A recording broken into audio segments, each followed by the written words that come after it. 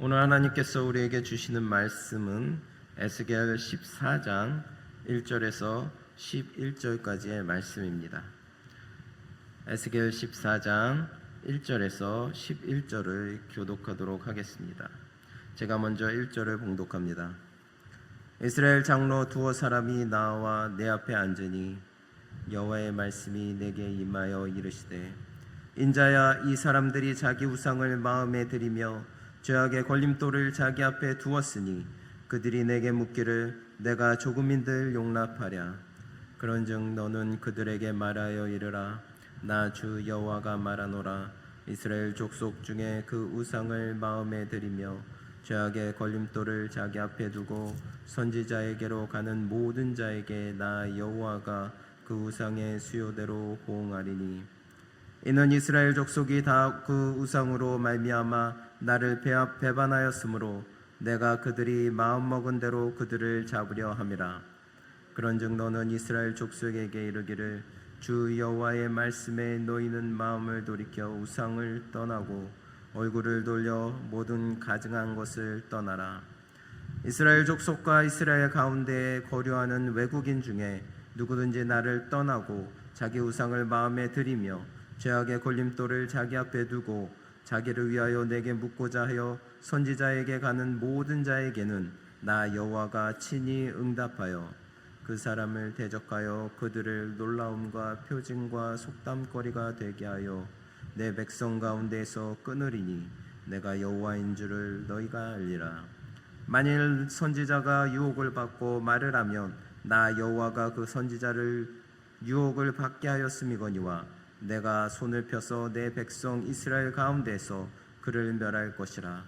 선지자의 죄악과 그에게 묻는 자의 죄악의 같은즉 각각 자기의 죄악을 담당하리니. 함께 읽겠습니다. 이는 이스라엘 족속이 다시는 미혹되어 나를 떠나지 아니하게 하며 다시는 모든 죄로 스스로 더럽히지 아니하게 하여 그들을 내 백성으로 삼고 나는 그들의 하나님이 되려 함이라. 주 여호와의 말씀이니라. 아멘. 할렐루야. 오늘은 우상에서 떠나 하나님께로라는 제목을 가지고 여러분과 함께 나누기로 하겠습니다. 오늘 우리가 함께 살펴볼 본문 11절에서 11절까지는 본문 1절에서 11절까지는 겉으로는 하나님을 찾는 듯 보이지만 실제로는 우상을 마음에 품고 살아가는 이스라엘 백성들의 이중적인 신앙 태도에 대한 하나님의 단호한 말씀을 담고 있습니다. 성경은 말씀하고 있습니다. 한 사람이 두 주인을 섬기지 못한다라고 말합니다. 또한 고린도후서 6장 16절에 하나님의 성전과 우상이 어찌 일치되겠느냐라고 말씀하고 있습니다. 하나님을 예배하면서 동시에 우상을 섬기는 것은 불가능한 일입니다. 거룩하신 하나님께서는 이러한 모순된 신앙 태도를 결코 용납하지 않으십니다. 만일 우리 안에도 하나님을 섬긴다 하면서도 세상의 가치, 탐욕, 자기 욕망을 따르고 있다면 그것은 곧 우상 숭배이며 하나님을 모독하는 행위입니다. 이런 삶은 하나님 나라에 합당하지 않으며 하나님께로부터 반드시 보응을 받게 될 것입니다. 오늘 이 말씀을 통해 우리 모두가 우리의 신앙을 점검해 보아야 하겠습니다. 겉으로는 하나님을 예배하고 있지만 혹시 마음속 깊은 곳에서는 여전히 다른 것을 섬기고 있는 것은 아닌지, 하나님보다 더 사랑하고 의지하는 것이 있지는 않은지 스스로를 돌아보며 오직 하나님만을 섬기는 신앙의 정절을 지켜가야 하겠습니다. 오늘 본문 말씀 1절부터 3절은 겉으로는 하나님의 뜻을 구하는 듯 보이지만 마음속으로는 여전히 우상을 품고 있는 이스라엘 장로들의 모습을 보여줍니다.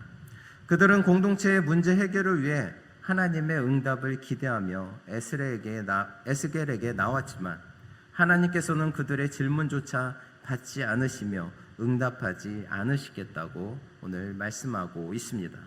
왜 하나님은 당신의 백성이 질문하는 것을 거절하셨을까요? 본문은 그 이유를 분명히 말합니다. 3절에 보면 그들이 자기 우상을 마음에 들이며 죄악의 걸림돌을 자기 앞에 두었기 때문이라고 말씀하고 있습니다. 그들은 하나님께도 관심이 있었지만 동시에 우상과 제약에도 마음을 두고 있었습니다. 결국 그들은 두 마음을 품은 자들이었습니다. 하나님은 이러한 이중적인 마음을 결코 용납하지 않으십니다. 야고보서에는 두 마음을 품는 자는 아무것도 얻을 생각을 하지 말라라고 말하고 있습니다. 구약의 야곱도 베델로 올라가기 전에 집안의 모든 우상을 제거하게 했던 것처럼 우리도 하나님께 나아가기 전 우리 마음속의 우상과 제약을 먼저 제거해야 합니다. 하나님은 우리에게 응답하시길 원하시는 분이십니다. 은혜와 축복을 예비하신 분이십니다. 그러나 그분은 오직 전심으로 자신을 찾는 자들에게만 응답하십니다. 두 마음, 나뉜 마음, 또 탐욕과 죄악이 섞인 마음으로는 결코 하나님을 만날 수가 없습니다. 그러므로 사랑하는 성도 여러분, 하나님께 나아올 때 오직 그분만을 바라보시기 바랍니다. 그분 앞에 마음의 삶을 온전히 내어드리시기 바랍니다. 그럴 때 하나님께서는 우리의 기도에 응답하시고 참된 은혜와 축복으로 우리의 삶을 채워주실 것입니다. 오늘 본문 말씀 4절을 보면 하나님께서는 당신을 떠나 우상을 섬기는 이스라엘 백성에게 그들이 섬긴 우상의 수대로 보응하시겠다고 말씀하고 계십니다. 이것은 단순히 한두 개의 우상을 섬긴 정도가 아니라 무수한 신들을 의지하고 이스라엘 백성들이 무수한 신들을 의지하고 있었음을 보여줍니다. 이들은 하나님을 유일하신 참 하나님으로 여기지 않고 다른 우상들과 동급으로 취급했던 것입니다. 당시 고대 근동 사람들은 다양한 자연현상과 인간 삶의 영역에 따라 수많은 신들을 상정하고 섬겼습니다. 풍요의 신, 전쟁의 신, 다산의 신 등 신 하나라도 더 섬기면 유익이 있을 것이라고 믿었었습니다. 그런데 이러한 다신교적 사고에 이스라엘 백성도 오염되었습니다. 하나님을 믿는다고 하면서도 동시에 다른 신들도 함께 섬긴 것입니다. 이것은 마치 하나님을 수많은 신들 중 하나로 격화시키는 가증한 행위였던 것입니다. 하지만 시편 96편 5절에 성경은 말씀하고 있습니다. 만국의 모든 신들은 헛것이요 오직 여호와께서는 하늘을 지으셨음이로라. 오직 여호와 하나님만이 참 하나님이시며 그분만을 섬길 때 진정한 복이 임한다고 말씀하고 있습니다. 하나님은 말씀하신 대로 순종하면 복을 주시고 불순종하면 저주와 징벌을 내리십니다. 성도 여러분, 이스라엘의 죄는 과거의 이야기만은 아닙니다. 우리는 눈에 보이는 우상을 섬기진 않지만 하나님 외에 물질, 명예, 사람, 권력 등 다른 것들을 의지하며 삽니다. 입으로는 하나님을 믿는다고 말하고 있지만 마음 깊은 곳에서는 하나님 외에 다른 무언가를 붙잡고자 합니다. 그러나 그것들은 하나님 자리에 놓을 수가 없습니다. 필요한 것일 수는 있지만 의지할 대상은 아닙니다. 하나님 아닌 것을 절대적인 의지의 대상으로 삼는 순간 그것은 곧 우상이 되는 것입니다. 우리가 어려움 닥쳤을 때 문제 앞에서 하나님 앞에 나와 간절히 붙들고 기도합니다. 하나님의 응답이 늦어질 때마다 우리는 하나님을 더욱더 의지하지 않고 자꾸 세상의 것을 바라보며 세상의 방법을 찾아서 문제를 해결하려고 합니다. 그것이 바로 하나님 외의 것을 섬기는 우상이 되는 것입니다. 비록 나의 응답이 늦어질지라도 오직 하나님만을 붙들고 하나님께서 응답하시길 기다릴 때 우리는 하나님께서 우리는 알지도 못하고 꿈도 꿀 수 없는 놀라우신 은혜로 우리에게 베풀어 주실 것입니다. 하나님은 우리가 그 어떤 것보다도 그분만을 신뢰하고 섬기길 원하시고 계십니다. 하나님은 질투하시는 하나님이십니다. 그분 외의 것을 신뢰할 때 그것이 얼마나 헛된 것인지 밝히 드러내실 것입니다. 사랑하는 성도 여러분, 진정한 축복은 오직 하나님께만 있습니다. 그분 외에 어떤 것도 우리를 지켜주지 못하며 만족하게 하지 못합니다. 세상의 그 어떤 것도 잠깐 우리에게 만족감을 줄진 모를지라도 그것이 영원할 수는 없습니다. 오직 진정한 축복과 진정한 만족은 하나님으로부터만 오는 것입니다. 그러므로 하나님만을 온전히 신뢰하시기 바랍니다. 그분만을 온전히 섬기시기 바랍니다. 그것이 성도로서의, 하나님의 자녀로서의 합당한 자세이며 복된 삶의 유일한 길인 것을 잊지 마시기 바랍니다.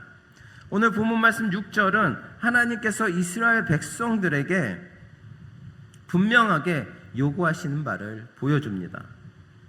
너희는 마음을 돌이켜 우상을 떠나고 얼굴을 돌려 모든 가증한 것을 떠나라.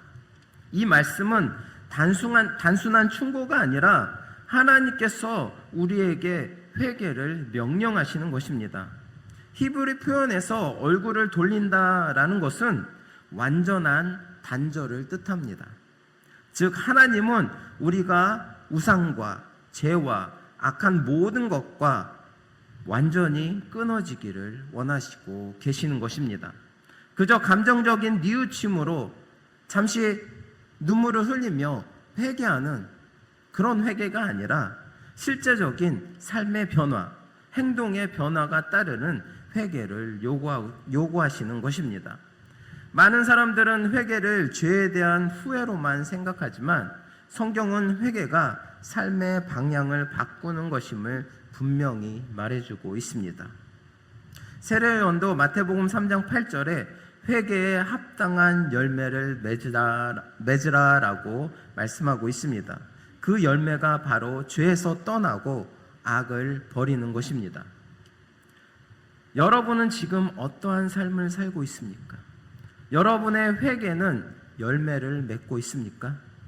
하나님께서 원치 않으시는 것을 여전히 붙들고 있지는 않습니까? 하나님께 돌아오는 자는 반드시 버려야 할 것을 버리고 떠나야 할 것을 떠나야 합니다. 오늘 이 말씀을 통해 여러분 모두가 진정한 회개의 길로 나아가시기 바랍니다. 세상 것을 붙들고 있으면서 하나님 앞에 나오는 그런 이스라엘 장로들과 같은 모습을 보이지 마시기 바랍니다. 내가 하나님 앞에 나와서 이 문제를 해결해 주시면 감사하고, 만약에 해결해 주시지 않는다면 나의 세컨드 초이스, 세상의 것을 또 붙들고 나아가면 돼 라는 마음으로 나오면 안 된다는 말입니다. 오직 유일하신 하나님만을 붙들고 나올 때 진정한 하나님의 응답이 우리의 삶 가운데 일어날 줄 믿습니다. 비록 하나님께서 기뻐하시는 삶의 열매로 여러분의 믿음을 드러내시기 바랍니다. 오늘 본문 9절에서 하나님은 거짓 선지자에 대해서 내가 그를 유혹하게 하였다라고 말씀하고 있습니다. 9절에 보면 이스라엘 백성들을 유혹하는 거짓 선지자들이 나옵니다. 하지만 이 거짓 선지자들을 하나님께서는 내가 그들을 유혹하였다라고 말씀하십니다. 이 구절을 얼핏 보면 하나님께서 죄를 조장하시는 것처럼 보이지만 정확한 이해가 필요합니다. 이 말씀은 단순한 유혹이 아니라 죄악을 고집하는 자를 하나님이 그대로 내버려 두심으로 결국 심판에 이르게 하신다는 뜻입니다. 고대 근동 문화에서는 어떤 일의 원인을 제1차 원인, 바로 하나님과 제2차 원인, 인간 혹은 그 상황으로 나누어 인식했습니다. 하나님은 모든 일의 궁극적인 주권자이시며 사람의 자유의지와 선택을 통해 역사하십니다. 하나님은 악을 행하지 않으시지만 악을 고집하는 자에게 그들이 원하는 것을 허용하심으로 심판을 이루십니다. 본문의 선지자들은 하나님의 뜻을 따르기보다는 탐욕과 불의에 이끌려 거짓을 말했습니다. 그들은 진리를 버리고 자신의 욕심을 따랐으며 하나님은 그들의 완악함을 그대로 두셔서 악한 길을 가도록 심판의 도구로 사용하신 것입니다. 데살로니가 후서 2장 9절에서 12절에서는 진리를 사랑하지 않는 자들에게 하나님이 미혹의 영을 보내어 거짓을 믿게 하신다고 경고하고 있습니다. 이는 불의를 즐기고 회개하지 않는 자들을 향한 하나님의 공의로운 심판입니다. 사랑하는 성도 여러분, 오늘 본문은 우리에게 경각심을 줍니다. 거짓 선지자들처럼 우리가 하나님의 말씀을 무시하고 우리의 욕심을 따르며 죄를 고집하면 하나님께서도 그 길을 그대로 허락하실 수 있습니다. 그러므로 우리는 늘 진리를 사랑하고 죄를 멀리하고 말씀에 순종하는 삶을 살아야 합니다. 내가 죄를 범하고 내가 방탕한 삶을 살고 내 탐욕으로 주님 앞에 나오지 않는데 어느 순간 하나님께서 나에게 응답하시지 않고 어느 순간 나의 죄에 대해서도 뭐라고 말씀하시지 않을 때는 진짜 큰일인 것입니다. 그때는 하나님께서 우리 자신을 포기하신 것입니다. 우리를 심판의 길로 인도하시는 것입니다. 그런 이스라엘 백성들처럼 그런 심판을 당하지 않도록 우리는 항상 깨어 있어서 죄 가운데 속하지 않고 우리의 탐욕으로 물들지 않고 오직 그것들을 멀리하며 하나님의 말씀에 온전히 순종하는 삶을 살아가는 저나 여러분 되시기를 바랍니다. 히브리서 3장 13절은 오늘이라 일컫는 동안에 서로 권면하여 죄의 유혹으로 완고하게 되지 않게 하라 라고 말씀하고 있습니다. 하나님은 진리를 사랑하는 자를 보호하시고 거짓을 따르는 자는 결국 심판하십니다. 우리는 말씀 안에 깨어있고 진리를 따르며 겸손히 주의 뜻을 구하는 삶을 살아가야 하겠습니다. 마지막으로 10절에서 선지자의 죄악과 그에게 묻는 자의 죄악이 같다라고 말씀을 하고 있습니다. 하나님께서 거짓 선지자와 그들의 말을 믿고 따르는 사람들을 동일한 죄인으로 여기신다는 뜻입니다. 얼핏 보면 거짓 선지자를 따르는 사람들에게까지 똑같은 책임을 묻는 것이 불공평하게 느껴질 수 있습니다.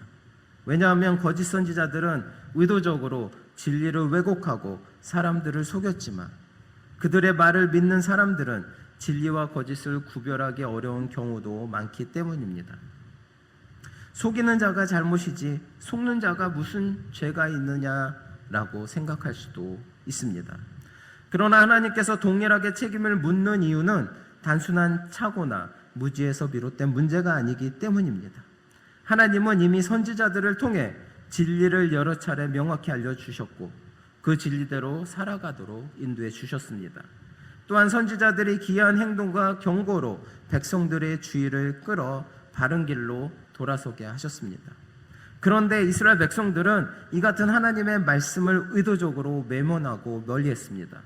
그들은 현실의 필요와 욕망에 맞지 않는 이 진리의 말씀을 너무나 듣기 싫어했고 오히려 자기의 탐욕을 채워주는 거짓말만을 쫓는 그런 거짓 선지자들의 말만 쫓았던 것입니다. 번영과 형통, 평안이라는 달콤한 거짓말에 속아 진리인 하나님의 말씀을 저버렸습니다. 이러한 태도는 하나님 앞에 매우 심각한 죄입니다. 진리를 외면하고 거짓을 따르는 것은 단순한 실수가 아니라 의도적인 배신이기 때문입니다. 그러므로 하나님께서는 이 거짓 선지자뿐만 아니라 그 거짓에 현혹되어 따르는 자들도 같은 심판을 내리시는 것입니다. 성도 여러분, 오늘 본문을 통해 우리가 깊이 새겨야 교훈은 진리를 분별하는 일의 중요성입니다. 우리 시대는 영적으로 매우 혼탁하며 거짓 선지자와 거짓 교사 또 거짓 그리스도가 너무나 넘쳐나고 있습니다. 이럴 때일수록 우리는 하나님의 말씀을 가까이 하고 참된 사역자들을 통해서 전해지는 바른 진리를 주의 깊게 듣고 순종해야 합니다. 말씀의 길을 닫거나 무관심한 것은 영적 전쟁터에 무장 없이 나가는 것과 같아 큰 위험을 초래합니다. 따라서 우리는 언제나 진리의 말씀을 굳게 붙들고 거짓과 불의를 분별하며 멀리해야 합니다. 그리고 그 말씀대로 살아가려 노력해야 합니다. 그래야만 거짓에 속아 심판받는 불행한 길을 걷지 않고 하나님의 의와 축복 가운데 승리하는 신앙인이 될 수 있습니다. 결국 하나님께서는 우리 모두가 진리 가운데 살기를 원하시고 계십니다. 이를 위해 말씀과 성령으로 우리를 끊임없이 깨우쳐 주시고 계시는 것입니다. 그러니 우리도 늘 깨어 말씀을 가까이 하면서 올바른 믿음과 삶을 지켜나가야 할 줄 믿습니다. 오늘 본문 말씀에 보면 하나님께서 이스라엘 백성들에게 왜 회개하라, 왜 거짓 선지자들이 나쁘다, 너희들이 계속 거짓을 행하면 심판을 주겠다라고 말씀하셨습니까? 진정으로 이스라엘 백성들의 죄에 대해서 심판을 주기 위해서 이런 말씀을 하신 것입니까? 아닙니다. 그들을 사랑하시사 그들을 용서하시고 또 하나님께 돌아오기를 바라는 마음 가운데 이렇게 말씀을 하신 것입니다. 하지만 이스라엘 백성들은 그것들을 깨닫지 못하고 죄악 가운데 치우쳐 있었습니다. 오늘 본문 말씀을 보면 두 장로의 거짓된 삶, 인간의 거짓된 삶과 또 거짓된 행동, 또 거짓된 말로써 사람들을 현혹하고 그 거짓말을 따르는 그런 모습들을 우리는 볼 수가 있습니다. 이 거짓은 우리 일상 속에 너무나 가까이 있어서 우리가 쉽게 관가하고 때로는 무심코 범하는 죄입니다. 거짓말, 위선, 속임수, 가식 등은 우리 삶 곳곳에 스며들어 우리를 서서히 부패시키고 하나님과 멀어지게 만듭니다. 심지어 교회 안에서도 거짓이 무심코 요인이 되는 경우가 있습니다. 그러나 성도는 결코 거짓과 타협해서는 안 됩니다. 왜냐하면 우리의 신앙의 대상이신 하나님께서는 진실하시고 거짓이 없으신 하나님이시기 때문입니다. 우리는 하나님을 닮아가야 하는 부르심을 받았습니다.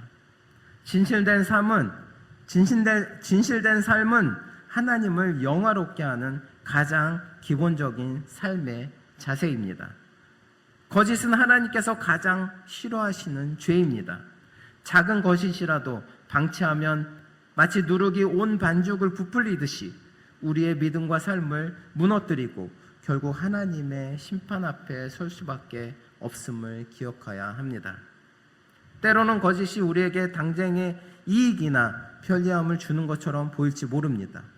주변 사람들이 쉽게 거짓을 말하거나 행할 때도 있을 것입니다. 그러나 진실함을 지키는 것은 손해를 감수하는 일일 수 있습니다. 그럼에도 불구하고 우리는 진리 위에 굳건히 서야 합니다. 그것이 하나님께서 기뻐하시는 참된 믿음의 모습입니다. 진실함은 단지 말에만 그치지 않고 우리 삶 전체에 드러나야 합니다.